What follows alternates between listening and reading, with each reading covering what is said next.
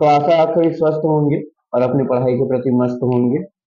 तो आज के क्लास में हम देखने वाले हैं वृत्त एवं स्पर्श रेखाएं। तो सबसे पहले बात करेंगे बेसिक रामायण। तो आइए बेसिक बात करते हैं कि वृत्त में क्या क्या होती है और कौन कौन से टर्म जो यूज होते हैं। तो चलिए बात करेंगे एक वृत्त की। तो सबसे पहले आप लोग वृत्त से मेरे ख्याल से भली भांति परिचित होंगे, फिर भी मैं आपको कुछ कुछ चीजें जो आपको बताता हूँ। एक वृत्त में क्या क्या होती है, सबसे पहले यही सवाल आता है। एक वृत्त में होता है एक सेंटर, केंद्र, केंद्र बिंदु, और यही एक केंद्र है जिसकी सहायता से हम क्या करते हैं, वृत्त का निर्माण करते हैं। सर्वप्रथम अगर वृत्त अगर सही बनाना है तो क्या करते हैं, एक अज्ञात चाप लेते हैं, डायडर को एक अज्ञात माप में फैला लेते हैं, और फैला के हम क्या करते हैं, वृत्त का निर्माण करते हैं। और जहां पे डिवाइडर का नुकीला बिंदु रहता है वही उसका क्या कहलाता है, सेंटर पॉइंट कहलाता है, केंद्र बिंदु। ठीक है, तो केंद्र बिंदु को मैं ओ से रिप्रेजेंट कर देता हूँ। ये हमारे जो दिख रहा है वो केंद्र बिंदु। एक वृत्त में जीवा भी होती है। या पहले पहले बात कर लेते हैं त्रिज्या की। त्रिज्या वही अज्ञात लंबाई है जिस अज्ञात लंबाई की आपने क्या लिया है, वो डिवाइडर को फैलाया है। समझ में आया? आपने डिवाइडर को जितना फैलाया था वही उसकी क्या कहलाएगा, त्रिज्या कहलाएगी। तो ये त्रिज्या कहलाती है। एक वृत्त में त्रिज्या की जो संख्या होती है वो अनंत होती है, असंख्य होती है। आप जितना चाहते उतना आप त्रिज्या खींच सकते हो। समझ में आ गया? दूसरी चीज, एक वृत्त की सभी त्रिज्याएं आपस में बराबर होती है। कहने का मतलब एक ही वृत्त में छोटी बड़ी त्रिज्याएं नहीं हो सकती, सभी त्रिज्याएं क्या होंगी, आपस में बराबर होंगी। समझ में आ गया? चलिए, अब ये त्रिज्या की दो चीज था कि एक वृत्त में बहुत सारे त्रिज्याएं हम खींच सकते हैं, और एक वृत्त की सभी त्रिज्याएं आपस में बराबर होगी। अगर छोटा बड़ा होगा तो त्रिज्या फिर वो वृत्त नहीं है फिर। समझ में आ गया? जैसे कि आपके पहिए का उदाहरण ले लेते हैं, वो भी तो एक वृत्त है, और जो स्पोक लगा है वो आपकी त्रिज्या है। समझ में आ गया? तो सभी स्पोक की जो लंबाई होगी वो क्या होगी, बराबर होगी। अगर छोटा बड़ा होगा तो स्पोक वहां तक पहुंचेगी नहीं, रिंग तक। समझ में आ गया? तो एक वृत्त में जो त्रिज्याएं होती है वो समान होती है। हाँ भी अलग अलग वृत्त की त्रिज्याएं अलग अलग हो सकती है, क्योंकि वृत्त छोटा बड़ा होता है। तो वृत्त छोटा बड़ा है इसका मतलब त्रिज्याएं छोटा बड़ा होगा, जाहिर सी बात है। तो ये आपकी कहलाएगी क्या चीज, त्रिज्या। अब हम यहाँ से बात करने वाले हैं व्यास की। ये भी हमने चर्चा कर लिया त्रिज्या की। अब देखने वाले हैं व्यास। अब व्यास आखिर में होता क्या है इसकी बात करते हैं। अरे बहुत गंदा वृत्त बन गया, चलो एक अच्छा सा वृत्त बनाते हैं। यस, अब बात करते हैं व्यास की। तो यहां से हम, ये हमारा सेंटर है मान लीजिए, सपोज करिए। तो इस सेंटर से होते हुए अगर कोई रेखा गुजरती है तो उसको हम क्या बोलेंगे, व्यास बोलेंगे। यानी कि अगर मैं यहां से एक रेखा को गुजार दूं तो ये क्या कहलाएगा, व्यास कहलाएगा।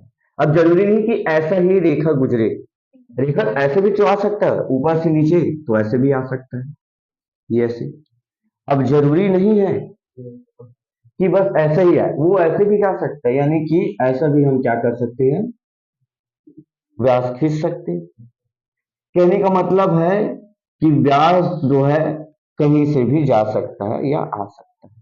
कोई निश्चित स्थिति नहीं है कि व्यास ऐसा ही जाएगा तो व्यास कहलाएगा, या ऊपर से नीचे ही आएगा तो कहलाएगा।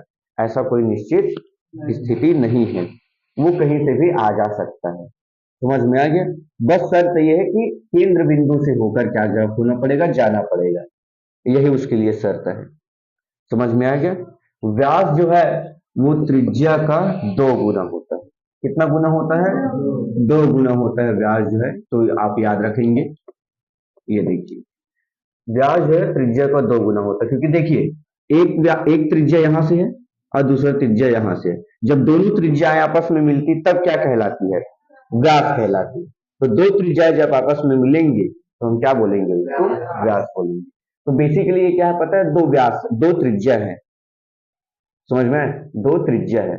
इसको 2 गुना इसलिए बोलते हैं क्योंकि यहाँ पे गुना का स्थिति है, गुणा है, इसलिए यहाँ पे हम क्या बोलते हैं, 2 गुना। समझ में आ गया इतना बात? तो यहां भी मैं आपको बता दूं कि किसी व्यास की या किसी त्रिज्या की सभी व्यास आपस में बराबर होगी। और यहाँ भी हम व्यासों की संख्या को असंख्य मान सकते हैं, बहुत सारा खींच सकते हैं। मैं चाहूँ तो 8 खींच सकता हूँ इसमें, ठीक है। तो असंख्य हम व्यास यहाँ खींच सकते हैं, कोई दिक्कत। चलिए अब बात करेंगे हम लोग जीवा की। ये मान लीजिए सेंटर है और ये हमने लिख दिया जीवा। जीवा क्या होती है इसकी हम बात करेंगे, ठीक है। तो सपोज करिए यहाँ पे जीवा जो है कैसे खींचेंगे, तो कहीं से भी आप खींच सकते हो। ये है जीवा, ये है जीवा, ये भी एक जीवा है और ये भी एक जीवा है, ये भी एक जीवा है।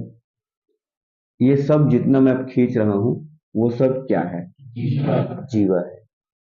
यानी किसी वृत्त की जीवाएं छोटी बड़ी हो सकती, देख सकते हो ये छोटा है उससे थोड़ा सा बड़ा है, समझ में आ गया। हाँ अभी हम बताएंगे उसके बारे में, ठीक है। चलिए तो देखिए ध्यान से, यहाँ पे देखो बहुत सारे हम व्यास खींच सकते हैं, सॉरी जीवा खींच सकते हैं, ठीक है। अब जीवा ऐसे ही खिंचाएगा, ये तो हमको किसी ने नहीं बताया। जीवा को हम ऐसे भी खींच सकते हैं, ऐसे, ये ऐसे जीवा ऐसे भी हम खींच सकते हैं, ये ऐसे, समझ में आ गया।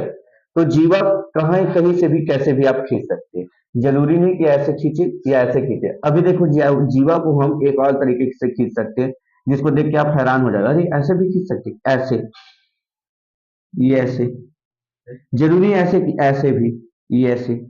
जीवा को कहीं से भी खींचा जा सकता है और किसी वृत्त में असंख्य जीवा खींची जा सकती है। जीवा की लंबाई छोटी बड़ी हो सकती है। अब यहाँ कुछ समझने वाली और सीखने वाली बात करेंगे। किसी वृत्त की सबसे बड़ी जीवा पूछा जाता है, ठीक है। तो आपको, हाँ, वृत्त की सबसे बड़ी जीवा क्या है, तो व्यास है। समझ में आ गया। खाली स्थान में सही विकल्प में पूछा जा सकता है कि किसी वृत्त की सबसे बड़ी जीवा क्या है, तो व्यास है।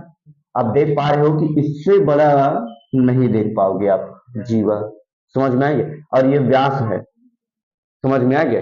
तो एक तो ऐसे पूछेगा, तो दूसरा कंडीशन ये आता है कि इसको कहा जाता है, सत्य सत्य में पूछा जाता है कि व्यास जीवा है, तो बिल्कुल सही है।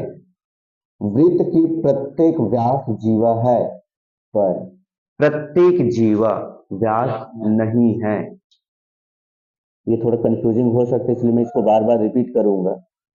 प्रत्येक व्यास को हम क्या बोल सकते हैं, जीवा बोल सकते हैं, कोई दिक्कत नहीं है। ये जो दिख रहा है व्यास वो सब जीवा है, लेकिन क्या प्रत्येक जीवा को व्यास बोल सकते हो, नहीं, क्योंकि वही को उसी को हम व्यास बोलेंगे जो सेंटर से होके जाए। ये सेंटर से होके गया है क्या, तो ये सिर्फ जीवा है, व्यास नहीं है। इसलिए प्रत्येक व्यास को जीवा कह सकते हैं, परंतु प्रत्येक जीवा को व्यास नहीं कह सकते। क्लियर हुआ इतनी बात, समझ में आ गया। चलिए अब हम लोग बात करने वाले हैं त्रिज्या खंड की। किसी वृत्त में त्रिज्या खंड कैसे बनती है, चाप कैसे बनता है, ये हम देखने वाले हैं, ठीक है। सपोज करिए ये इस वृत्त का सेंटर है और यहां से मैंने एक ले लिया है त्रिज्या खंड। ये जो दिख रहा है यही त्रिज्या खंड है। मान लीजिए ए है, ये बी, ए बी, ये ऐसे। तो ये जो दिख रहा है ए ओ बी, ये क्या है, त्रिज्या खंड है। और चाप की अगर मैं बात करूं तो ए बी क्या है, चाप है। त्रिज्या खंड और चाप में अंतर देखिए। त्रिज्या खंड जब लिखेंगे तो लिखना पड़ेगा ए ओ बी, क्या है, त्रिज्या खंड है, ये लिखेंगे त्रिज्या खंड है। और अगर हमको चाप पे पूछेगा तो हम बोलेंगे ए बी चाप है। ये चाप को दिखाने का तरीका है, आर्क जैसे। ये क्या है हमारे लिए, चाप है। ये जो दिख रहा है ये चाप है, समझ में आ गया। तो ए बी चाप है, ठीक है, समझ में आ गया, क्लियर हुआ।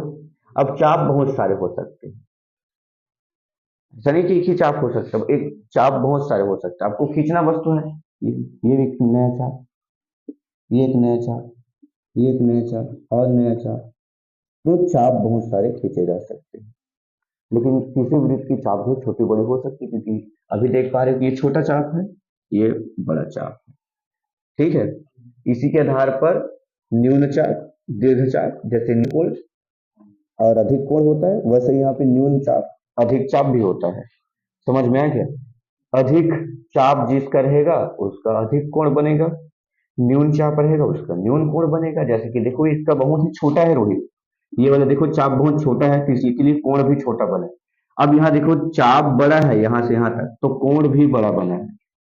समझ में आ गया? तो चाप पे डिपेंड करता है क्या? कोण। समझ में आ गया? क्लियर हुआ? अब एक सवाल आपके लिए, फुटबॉल और आपके साइकिल के रिंग में क्या अंतर है? आप फुटबॉल या बॉल, समझ में आ गया, और साइकिल के रिंग में क्या अंतर है? यानी मैं बेसिक पूछ रहा हूं, गोले और वृत्त में क्या अंतर है? तो हम बताते हैं तेजस्वी की एक फुटबॉल और एक चूड़ी में क्या डिफरेंस है। देखो फुटबॉल में जो है, जो फुटबॉल है वो 3D है, 3 डायमेंशन है। 3 डायमेंशन कहने का मतलब उसमें लंबाई, चौड़ाई, ऊंचाई तीनों आता है। लेकिन एक वृत्त में केवल और केवल दो चीज होता है, लंबाई और चौड़ाई, ऊंचाई नहीं होता। समझ में आया? फुटबॉल में ऊंचाई भी होता है लेकिन चूड़ी में ऊंचाई नहीं होता है। ये होता है बेसिक डिफरेंस। समझ में आ गया? फुटबॉल 3D है जबकि आपको जो वृत्त है वो 2D है। यही अंतर है और कुछ नहीं। समझ में आ गया? देखिए यहाँ पर हर प्रश्नावली में जाने से पहले हमको कुछ प्रमेय पर बात करनी होगी और केवल बात करके ही हम जो है उस प्रमेय को समझ लेंगे। बेसिक चीज ये है कि वो प्रमेय आपको याद होना चाहिए और समझ में आना चाहिए। लिखने पढ़ने की जरूरत नहीं है और न ही वो इम्पोर्टेंट है पर एग्जाम पर्पज से। वो इम्पोर्टेंट है तो सिर्फ क्वेश्चन को हल करने के लिए, तो उसको याद होना चाहिए, प्रमेय याद होना चाहिए, बस इतना ही। चलिए तो स्टार्ट करें। चलिए सपोज करिए मैं आपको प्रमेय बोलूंगा और साथ ही साथ आपको समझाऊंगा भी कि क्या बोला जा रहा है। समझ में आ गया? चलिए सपोज करिए कि हमारे पास एक अच्छा सा वृत्त है और यहाँ पर दो जीवाएं हैं। सपोज करिए कि एक जीवा ऐसा है और एक जीवा ऐसा यहाँ पे, सपोज कर लीजिए। ठीक है, तो इन दोनों जीवाओं को मैंने बोल दिया कि बराबर है। समझ में आ गया? तो मैं क्या करता हूँ, इन दोनों जीवाओं को इस सेंटर से मिलाता हूँ कुछ ऐसे, ये यहाँ पे और एक ऐसे। ठीक ऐसे ही मैं यहाँ को भी मिला देता हूँ ऐसे और ये। ठीक है, मैंने क्या बोल दिया है, ये दो जीवाएं हैं, इस जीवा का नाम है AB और इस जीवा का नाम है CD। और मैंने बता दिया है कि AB जो है जीवा CD के बराबर है, ABCD के बराबर है। तो जब भी ऐसा आता है कि आपस में दो जीवाएं आपस में बराबर हो, जब दो जीवाएं आपस में बराबर हो तब उनके द्वारा अंतरित कोण भी क्या होगी? बराबर होगी। तब उनके द्वारा केंद्र पर अंतरित कोण यानी बनाया गया कोण बराबर होगा। कब? जब जीवाएं आपस में बराबर होगी तब। तो कथन ये रहेगा, किसी वृत्त की या किसी वृत्त में दो बराबर जीवाएं केंद्र पर समान कोण अंतरित करते हैं। समझ में आ गया? ये हमारा पहला प्रमेय रहेगा। सेकंड प्रमेय में जस्ट इसी का उल्टा। ठीक है, जस्ट इसी को उल्टा क्या रहेगा? देखो यहाँ पे मैं बना देता हूं। जस्ट इसी का उल्टा कैसे रहेगा यहाँ पे समझते हैं। सपोज करिए कि आपके पास ये दो जीवाएं हैं लेकिन आपको नहीं पता कि ये दोनों जीवाएं आपस में बराबर है या नहीं है, लेकिन इनके द्वारा जो केंद्र पर अंतरित कोण है वो बराबर है। ऐसे हमको बोल दिया गया है कि ये भी 60 डिग्री है और ये भी 60 डिग्री है, लेकिन ये नहीं बताया है कि जो AB भुजा है वो BC के बराबर है या नहीं, लेकिन कोण बता दिया गया है। जब कोण बराबर होगा तो भुजा भी आपस में बराबर होगा। समझ में आ गया? फिर से सुनिए, अगर जीवाएं आपस में बराबर है तो कोण बराबर होगा, अगर कोण बराबर है तो जीवाएं आपस में बराबर होगा। यानी एक के बराबर होने से दूसरा भी बराबर हो जाए। कोई दिक्कत इतने में नहीं। चलिए आगे बढ़ते हैं। ये दो प्रमेय हमने सीख लिया, ऐसा ही सीखना है, इसमें कोई लिखने पढ़ने वाला कोई काम नहीं है। और चलिए तीसरा प्रमेय की ओर चलते हैं। मान लीजिए आपके लिए सेंटर है और ये सपोज करिए एक जीवा है। ठीक है, अगर हम किसी वृत्त के केंद्र से जीवा पर लंब डालते हैं, फिर से सुनिए, अगर हम किसी वृत्त के केंद्र से जीवा पर लंब डालते हैं तो वह जीवा को दो बराबर भागों में बांटती है, यानी कि समद्विभाजित करती है। ठीक है, क्या करती है? समद्विभाजित करती है। सपोज करिए ए और बी था, और यहाँ पे जैसे ही लंब डाला तो सी हो गया, तो ए सी बराबर होगा सी बी, समद्विभाजित कर दिया गया। इसी को प्रमेय से हम बोलेंगे तो अच्छे से बोल सकते हैं, किसी वृत्त के केंद्र से जीवा पर डाला गया लंब जीवा को दो बराबर भागों में विभाजित करती है, या फिर ऐसे बोल सकते हैं जीवा को समद्विभाजित करती है। ठीक है, समद्विभाजित मतलब सम यानी बराबर, द्वि मतलब दो, भाजित मतलब बराबर बांटना। कितना बढ़िया शब्द है, एक ही शब्द में तीन चार वर्ड छिपे हुए हैं, समद्विभाजित, है कि नहीं? चलिए, तो इतना समझ गए आप लोग, समझे? बहुत बढ़िया, इतना आप लोग समझ गए, वही बहुत बड़ी बात। तो ये तीन प्रमेय बेसिक है, आपको याद रखना है, नॉर्मल सा है, आप याद रख सकते हो। पहला प्रमेय हमने सीखा, अगर किन्हीं दो जीवाएं आपस में बराबर हैं तो उनके द्वारा केंद्र पर बनाया गया कोण आपस में बराबर होगा। अगर केंद्र पर बनाया गया कोण आपस में बराबर है तो उनकी जीवाएं भी कैसी होंगी? बराबर होंगी। अगर किसी वृत्त के केंद्र से जीवा पर डाला गया लंब उसको क्या करता है? समद्विभाजित करता है। ये हमने तीन देख लिया प्रमेय। अब आते हैं किसमें? प्रश्नावली में। चलिए, प्रश्नावली एकदम सरल सरल है, आप आराम से खुद ही बना लोगे। स्टार्ट करें? चलिए, प्रश्नावली एक में स्टार्ट करते हैं, हम लोग देखते हैं क्या पूछा जा रहा है। तो पहला क्वेश्चन पूछा जा रहा है, वृत्त की जीवा की लंबाई ज्ञात कीजिए। क्या ज्ञात करना है? जीवा की लंबाई। किसकी लंबाई? जीवा की लंबाई। यदि त्रिज्या 13 सेंटीमीटर तथा जीवा की केंद्र से दूरी 12 सेंटीमीटर है, तब हमको क्या ज्ञात करना है? जीवा की लंबाई। समझ में आ गया? तो यहां से करेंगे सॉल्यूशन। तो हम लिखते हैं प्रश्न क्रमांक पहला का पहला है, ये देखो। चलिए, पहला ही सॉल्व करते हैं। जहां दिया गया है हमको, क्या दिया है? हाँ, त्रिज्या दिया गया है 13 सेंटीमीटर, और क्या दिया गया है? हाँ, केंद्र से जीवा की दूरी, जीवा की दूरी कितना सेंटीमीटर? 12 सेंटीमीटर। ठीक है, समझ में आ गया? ये हमको दिया है दो चीज। तो सबसे पहले वृत्त बनाना पड़ेगा, क्योंकि वृत्त बनाए बिना हम इसको समझ नहीं पाएंगे कि क्या पूछा जा रहा है और क्या बताना है। ठीक है, चलिए स्टार्ट करते हैं। तो एक वृत्त बनाते हैं सुंदर सा। ये मैंने एक सुंदर सा वृत्त बना दिया, बिल्कुल संजय सा। ये हमारा केंद्र है, ठीक है। और एक वृत्त ले लेते हैं, सॉरी व्यास ले लेते हैं, क्योंकि व्यास की बात हुआ है नहीं? ठीक है, व्यास की बात हुआ है तो एक व्यास तो लेना पड़ेगा, क्योंकि व्यास की ही दूरी ज्ञात करना है। ये हमारा सपोज करिए व्यास है, ये इसका सेंटर है। समझ में आ गया इतना बात? चलिए, तो केंद्र से व्यास की जो दूरी है, या जीवा की जो दूरी है, मैं व्यास बोल गया, क्या जीवा है, एक्चुअल में जीवा है, तो एक जीवा ले लिए। ठीक है, तो केंद्र से जीवा की जो दूरी है वो 12 सेंटीमीटर है। केंद्र से जीवा की दूरी कितना है? 12 सेंटीमीटर, यानी यहां से यहां तक की जो दूरी है, डिस्टेंस है, वो 12 सेंटीमीटर। कितना सेंटीमीटर है? 12 सेंटीमीटर है ये। समझ में आ गया? इतना 12 सेंटीमीटर दिया गया। अब हम क्या करेंगे, हमको ज्ञात करना है इसकी ए बी, जीवा की लंबाई। तो जीवा की लंबाई ज्ञात करने के लिए हम क्या कर सकते हैं, बताइए कि क्या होगा ओ को अगर मैं ए बी जीवा से मिला देता हूं, ऐसे कुछ। तो ओ ए क्या है?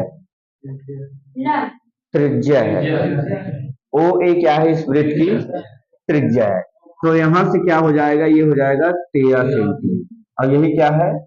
त्रिज्या रहेगा। ओ ए क्या है? त्रिज्या है। अब मुझे किसका ज्ञात लंबाई ज्ञात करना? A B. ठीक है, हो सकता है क्या? देखो तो ए बी का लंबाई कैसे ज्ञात करेंगे, देखो थोड़ा थोड़ा। चलो मैं बताऊं। अब मुझे जो है ए बी का वैल्यू ज्ञात करना है। सपोज करिए कि ओ से जो हमने लंब डाला है वो सी पे डाला है। तो यहां से आप देख पा रहे होंगे जो जीवा है ए बी, ठीक है, वो दो बराबर भागों में बढ़ गया। प्रमेय तीसरा जो भी हमने पढ़ा कि भैया किसी वृत्त के केंद्र से जीवा पर डाला गया लंब जीवा को दो बराबर भागों में बांटता है। इसका मतलब ये हुआ कि ए सी बराबर होगा सी बी के। हो गया इतना काम।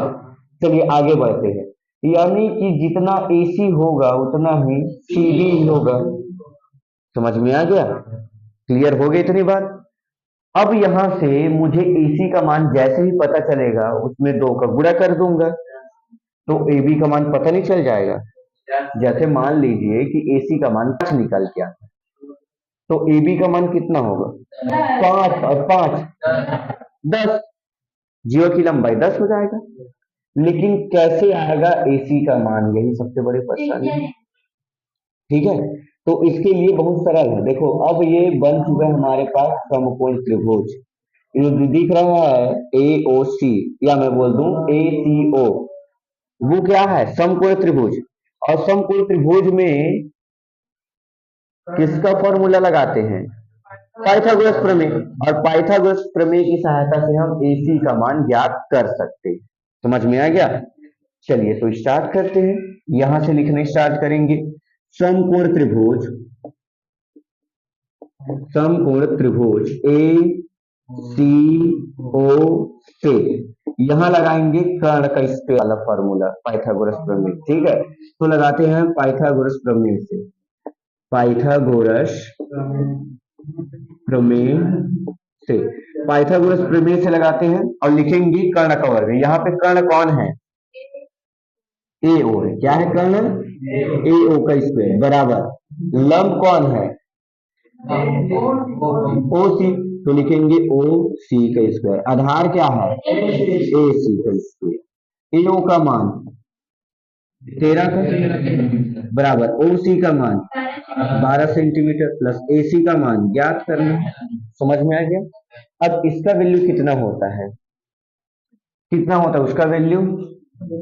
169 नहीं होता है। ठीक है, और 12 का वर्ग कितना होता है? 144 प्लस AC का स्क्वायर। AC का मान ज्ञात करें तो 144 को भगाना पड़ेगा, तो 169 की तरफ हम क्या करेंगे? 144 को भेजेंगे तो माइनस बन जाएगा और हमको यहाँ बचेगा AC। अब जैसे 169 में 144 जाएगा कितना बचेगा? तो बचेगा 25 बराबर AC का स्क्वायर। अब जो AC का स्क्वायर है, स्क्वायर को इधर लाएंगे तो क्या बन जाएगा? अंडर रूट बन जाएगा। तो ये हो जाएगा अंडर रूट 25 बराबर AC का AC। सिर्फ अब देखो अंडर रूट 25 का वैल्यू कितना होता है? 5 होता है। तो ये हो जाएगा AC का वैल्यू। AC का जो मान है वो 5 हो गया। समझ में आ गया? पूरा AB का वैल्यू कितना होगा? 10 होगा। तो लिखेंगे AC प्लस अरे CB, और हम जानते हैं कि AC प्लस इसको भी AC लिख सकते हैं। क्यों लिख सकते हैं? क्योंकि हमको यहाँ बताना पड़ेगा कि AC बराबर है CB की। कहां से जानते हो? प्रमेय से। तो यहाँ लिखेंगे प्रमेय से, प्रमेय से। बस इतना लिखना है और काम खत्म हो जाए। समझ में आ गया? अब यहां से हम क्या करेंगे? AB इज इक्वल टू ये हो जाएगा 2AC। AB बराबर AC का मान तो आपको पता है कितना है? 5 है। तो लिख देंगे AC की जगह में 5। तो AB बराबर कितना हो जाएगा? 10 सेंटीमीटर। ये हो जाएगा हमारे लिए आंसर। इस तरह से आपको याद करना है। ठीक है।